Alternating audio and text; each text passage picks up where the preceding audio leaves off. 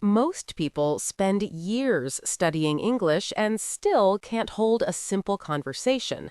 Here's why.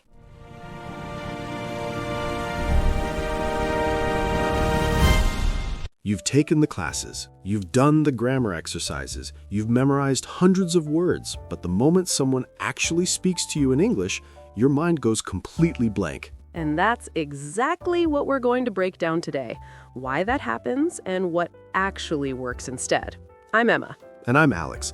This is the Fluent English podcast, where we have real, everyday conversations so you can learn just by listening. So, Emma, let's be honest. When you were a kid and you were just starting to learn things, nobody sat you down and said, okay, first let's study the grammar rules of English. Right, exactly. Nobody does that. You just heard it over and over again, and slowly it started to make sense. But when people try to learn English as a second language, what do?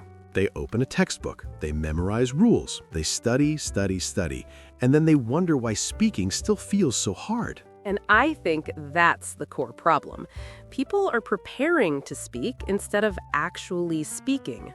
Yes, there's a big difference between knowing English and using English. So what should people do instead? Like, if someone is listening to us right now and they want to improve their spoken English, where do they even start? Okay, so the first thing I always tell people is listen more than you study. A lot more. And that's actually why we made this podcast, right? Because listening to real conversations, like this one, trains your ear. You start to hear how sentences flow naturally. Exactly. You pick up the rhythm, the pauses, the way we connect words together. Like right now, when I say, "What are you doing?" it doesn't really sound like four separate words, does it? No, it sounds more like, "What are you doing?" Right.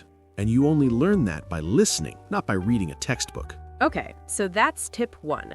Listen to real English as much as possible. What's next? Tip 2, and this one surprises people, don't be afraid to make mistakes. Oh, this is so important. Most learners stay silent because they're scared of saying something wrong. But think about it. How do babies learn to walk? They fall down a lot. All the time. And nobody judges a baby for falling. They just get up and try again. Speaking a language is the same process. You have to be willing to fall. I love that. And honestly, native speakers make mistakes too. I say the wrong words sometimes.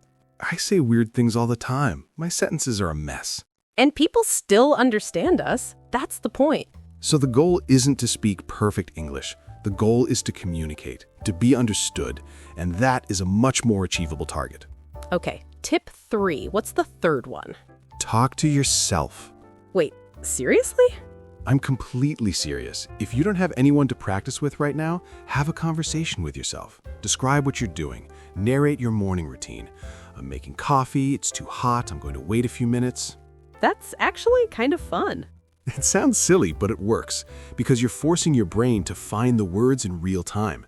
That's the skill you need when you're in an actual conversation. And it builds confidence too, right? Because you're practicing without any pressure. Exactly. No one is judging you, it's just you and your coffee. You know what I think the real secret is, though, after everything we've talked about? Tell me.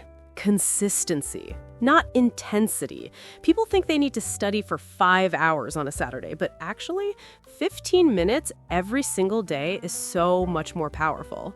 That's so true. Your brain needs repetition over time, not one giant effort. So if you're listening to this podcast on your commute, on your walk, while you're cooking, that already counts. You're already doing it right. And that's why we keep our episodes conversational and simple, because the best way to learn is to feel like you're just hanging out with two friends who happen to be speaking English. Exactly. No pressure, just a conversation. Okay, let's quickly go over what we talked about today. Number 1, listen to real English as much as you can, not just textbooks. Number 2, don't be scared of mistakes. Making mistakes is how you improve. Number 3, practice talking to yourself. It works, even if it feels a little strange at first.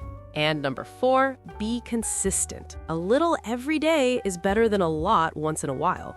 If you do just these 4 things, your spoken English will improve. Maybe not overnight, but it will improve. And one day, you'll be in a conversation and the words will just come out naturally without you even thinking about it. And that feeling is worth everything. Subscribe so you never miss a conversation. Bye, everyone. Why?